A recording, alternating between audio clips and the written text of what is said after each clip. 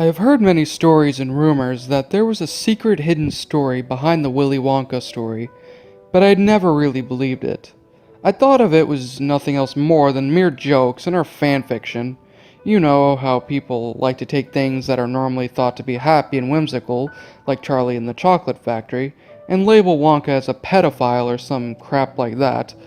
I never really took anything like that seriously, and just thought of them as being things people with active, albeit creative, minds have come up with. To me, the Wonka story was nothing more than a happy and innocent show made for children to enjoy. At least that's what I thought until the day I decided I would actually find a way to find out for myself. I decided to mail someone who was once acquitted would die. I was not told to give anything about his personal information away, just to see if any of this was actually true. Considering nearly everyone had said something about the story, obviously having some sort of subtext about it, I thought I would check it out just to be sure. I was told in the mail, and I quote, "You seem interested in the subject. Many people prefer to speculate, but you're the first one who seemed genuinely curious. Seeing as you would want to know as much as you do, I'll send you a tape in the mail. Check it within a week." It was a couple of days or so later when the tape finally arrived. It had the words, "The True Story of Willy Wonka," written on it in black marker. The only other words on it were a copyright date 1963, a year that the book had came out.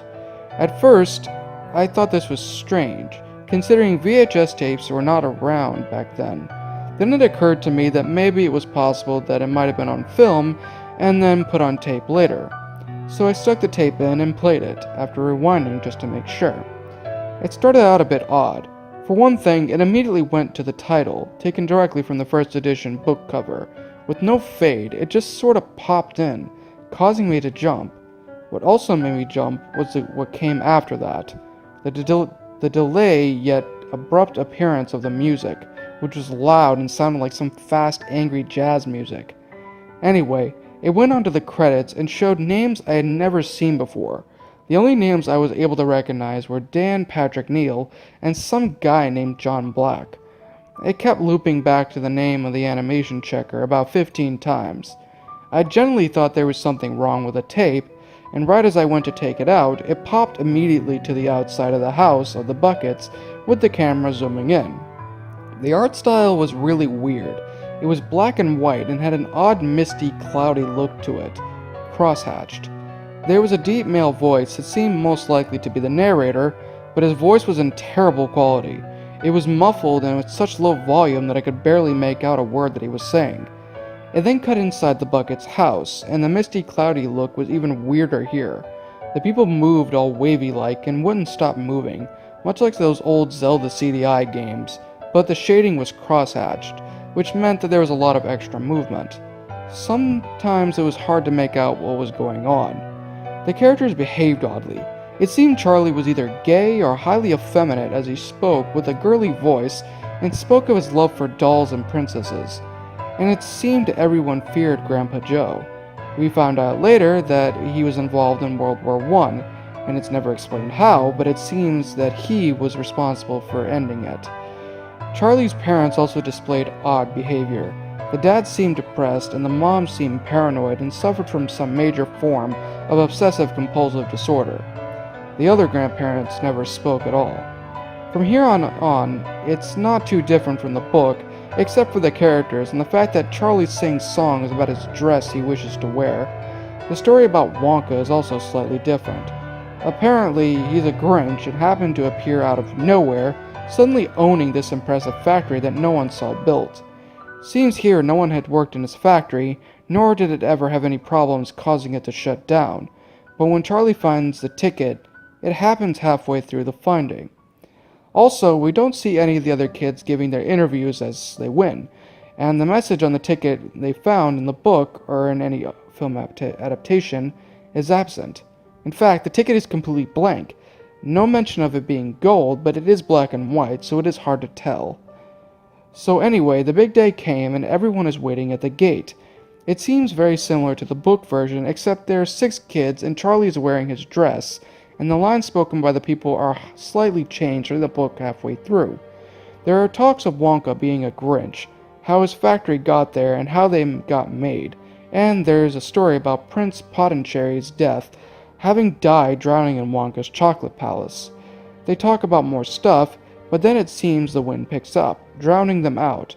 Though nothing is ever seen blowing, there's just a sound effect of howling wind. Then there are bells that chime for when it's time for the gates to open, just like in the book. Surprisingly, I could hear it over the loud howling wind, but it hits me that the chimes are not church bells like the book describes. They're funeral bells. Very weird, but this is not the weirdest part. The weirdest part is Wonka himself. When the door swings open, you can see a dark, shadowy figure stand at the doorway, and then Wonka comes out of the factory hopping and prancing. He certainly does not appear human, though it is somewhat hard to tell due to the style of cross-hatching and the lack of color. Again, this isn't the weirdest part. The weirdest part is his eyes. He had a reptilian stare that quite literally sent chills down my spine. His hair kept moving, not because of the constant motion and cross-hatching, it would just move like he was underwater. The wind was even louder now as he pranced and hopped down towards the gate. Once he arrived, he spoke. Strangely, I could hear his voice loud and clear, even though the cheering and talking from the audience was barely audible. His voice was high, like explained in the book, but not the kind of high voice I expected. He sounded like Michael Jackson speaking seductively. As normal, the kids had to show him their tickets, which he tucked down his pants, and then he walked inside. It wasn't that different from the book from here on, except for when they started down the hallways, which looked like a demented Tim Burton style artwork. They kept getting more narrow and more sloping down more and more the further they went. They also seemed to twist more as they entered into each new hallway. The weird part is that there is no dialogue here except for a line from Veronica about needing to use a loo, which her father tells her probably won't happen until the end of the tour. There is also a slow rising of the howling winds from earlier. I found it strange that such a thing would appear inside the factory. They entered as an even more twisted and looped-looking hallway, with funeral bells chiming once again. The odd thing is that the art style, once they entered the room, had completely changed. While still remaining cross-hatched and wavily animated, it now fully looked like something Tim Burton might have drawn. The narrator from earlier also returned, but he was somewhat clearer. I could tell it was the same voice clip from earlier, as I recognized a few of the same inflections. Oddly, he didn't seem to have been talking about the buckets like I would have expected for the intro. I still found him hard to make out, but I managed to catch a few words such as Grinch, Wonka, and went on to something about the Oompa Loompas. At this point, I had goosebumps. I actually did not want to know what he was trying to say here, but I was still rather curious. Then everything got interrupted by a long message found on a black screen with white text. The writing was in another language, and it looked like an odd mixture between Greek and Korean, but somehow managed to look like a Blackadder ITC font.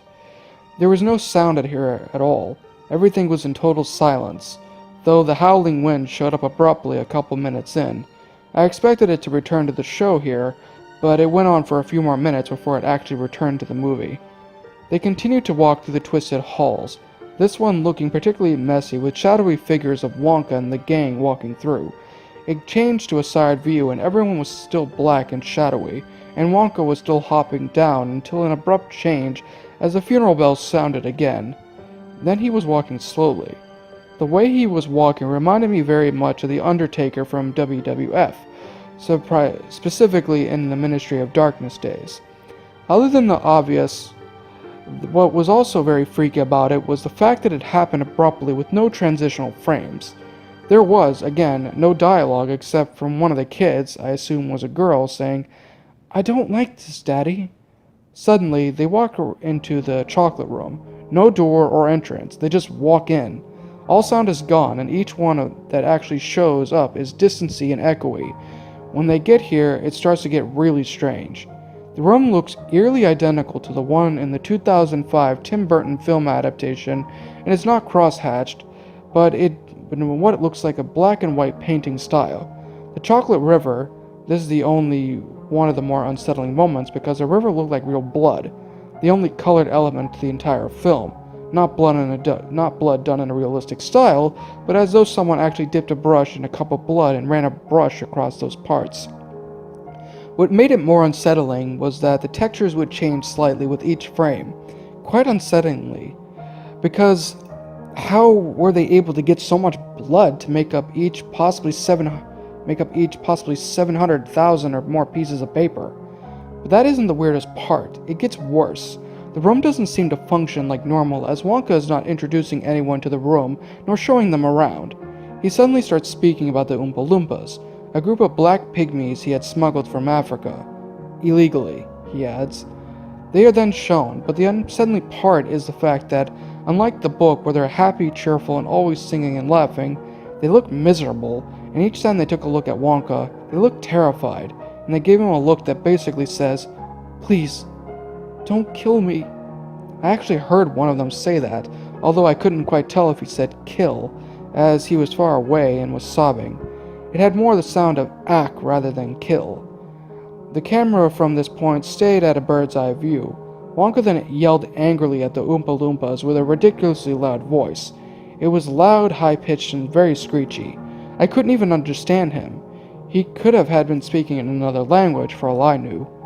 Then he turned back to his guest and said something about them that sounded so shockingly and despicably racist.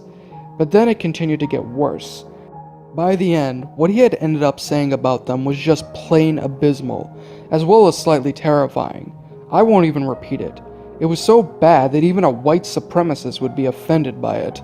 Now, I'm not that super sensitive, politically correct type that thinks blacks can do no wrong, nor am I a racist either, but even I was distraught when what he had said. The Salts were revealed to be racist, not surprisingly, but even they were offended. Anyway, the old Viking boat arrived, but it had some odd reptilian designs about it. The gang got in and I heard Veronica say, "Daddy, I want lots of things, but I don't want a dreadful boat like this." But that's all I could hear. The gang did talk, but their voices were drowned out by a group of crying Oompa Loompas and their overly loud sailing of the boat in the chocolate or blood river. They ended up going through a dark tunnel, and it was very close to the one of the film with Gene Wilder. You know, that psychedelic tunnel ride. But I could barely make out what any of them were, as the style made everything look so convoluted. Veronica commented about her underpants being drenched in pee. The sixth child was another girl who spoke some of Violet's line from the film. I was absolutely baffled as to who this was, though I noticed Augustus was gone, though I assumed he fell into the chocolate river. Anyway, Wonka sang his rowing song, like in the film, though he sang it in closer to how Marilyn Manson sang it, but with extra vibrato. The fast, angry jazz music from the intro showed up again. It seemed odd and out of place. I kept seeing the letters JP pop up in the background. John Black, I think? And then the images became clear. The background images showed Oompa Loompas crying and some singing something in some kind of African language. Then Wonka's song starts turning into some kind of bizarre language. It sounded like some kind of Yiddish chant until halfway through, where it starts to have a slight tint of German in it. His eyes got bigger, his mouth grew larger, and his teeth made a sudden change to being sharp and snake-like. Then it pauses right on his face for a few minutes, and then the funeral bells return. The narrator from the beginning shows up again, but halfway through rather than starting out from the very beginning. His voice is now very clear. He mentions the Oompa Loompas being illegally smuggled from a deep, dark forest in Africa, and what peaceful lives they lived. But there was shocking mention of horrid things Mr. Wonka did to smuggle them. Again, I will not repeat them. He is about to speak what happens to them and how the factory got there, but immediately skips to a room where I could barely make out anything going on. Had no one said anything about it, I would have never guessed it was the inventing room. From here on, it just keeps skipping to different rooms, a child disappearing each time. Here, however, it seems that no one knows how they disappeared. The sixth child, I still don't know who she is, but I think someone referred to her as Miranda, unless this was the name of one of the parents, who are mostly unnamed in the book, but I'm pretty sure they were referring to the mysterious six children. At least she spoke when the name was said, but there were funeral bells here, so it was hard to hear if she responded to them. Anyway, the last room that appears and features Wonka making sick powder. The sixth girl doesn't seem very pleased about it, and Wonka gets extremely angry about this and shouts angrily right in her face. Once again, loud, screechy, and unintelligible. The fact that it was not only distant, made it even worse. It sounded so loud that it even echoed throughout the room, and then the girl runs inside the door where it's being made. Then it cuts to Wonka's face, slowly zooming in, closer and closer. He has a huge rapish grin about him. Very spooky. I hated to keep looking, but I had to see what was to come, so I reluctantly did. Some weird noises that resembled one of those creepy background sounds you hear in something like a History Channel, maybe you know what I'm talking about, are heard, but they are kind of muted and muffled sounding. Wonka's face, once it becomes closer, started to show some disturbing textures that look kind of reptilian. It appears his eyes are slowly getting wider, his pupils showing morph into slits, and his teeth once again becoming sharp and snake-like. Then everything goes silent as the black screen with white text appears once again, looking, as the last time, half Greek and half Korean. Then Wonka began to chant something in what sounded like Yiddish. It was clearly a different chant than last time. Then it showed hints of German in it, albeit more so than the last time. The text then flickered to an English translation, but it happened way too fast for me to at least stop and read it, that is. Then it went back to where it was, and where it was a still picture of the group standing around the room with nothing but funeral bells being heard. It lasted for a few minutes, and then it started to go in motion once again, and the funeral bells sounded. I then heard someone shout, "Miranda!" So that was her name. Anyway, the two ran off into the room as Wonka stared down at Charlie. Honestly, I had practically forgotten he was here because he was barely shown throughout the whole thing. In fact, Violet and this mysterious Miranda girl were shown the most. I almost felt like Mike and Violet were not even in this one, considering their names were never even spoken. I had also forgotten that he was in a dress. I probably thought that it was Violet or something. I heard him speak again and remembered that he was gay or highly effeminate.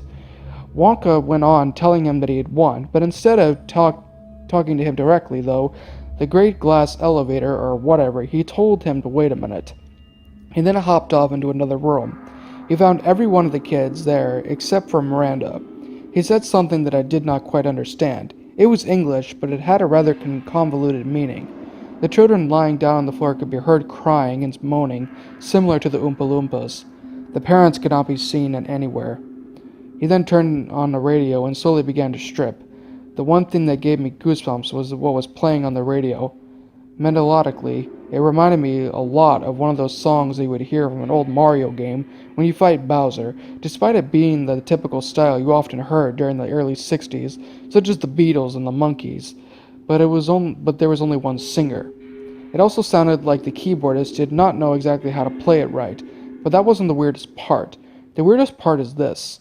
Now, it sounded distorted like an old radio, like it was from the 60s, and it was more like the background, so it was a little hard to hear, also because it wasn't super loud. Anyway, I could pick out the exact lyrics, but I did hear him mention something really freaky that would happen to a bunch of different people by 2014. It was like a bunch of random names being spurted out, but he obviously wanted to know where they were. What they were going to have happen to them is too horrible to even mention. I don't even remember half of them. It took a second for me to sink back into the video as my mind drifted away, absolutely stunned by the music. When I did, I saw Wonka take off his shirt and throw it off, and then finally show him dropping down to the ground. After that, the credits rolled. All sound was gone from here.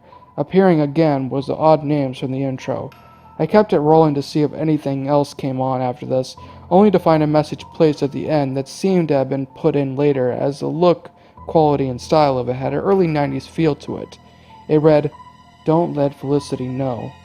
Then the tape stopped. I don't know who Felicity was until I looked it up and found that it was the name of Dolly's second wife. As you may guess, I was quite shocked by what I had seen, but also relatively confused about what any of this was. I went and asked the person who had sent me the tape, who told me, obviously this is how Dolly had originally written the book. He always made films of these books before he wrote them, so he always could keep track of every idea he had, and also check and see if the lines the characters spoke worked outside of just being read. What happened from there, and how it ended up the way it was, I really do not know. I didn't really know him that long, but I started to question the man after I got a hold of this tape. I then asked if the person wanted the tape, but they refused and seemed glad enough to get rid of it. Though they did not want it to be gone forever, they still wanted proof and information to stick around. Ever since I saw this tape, I have been looking around to see if I could get any information on it anywhere, and so far, I can't really seem to find anything.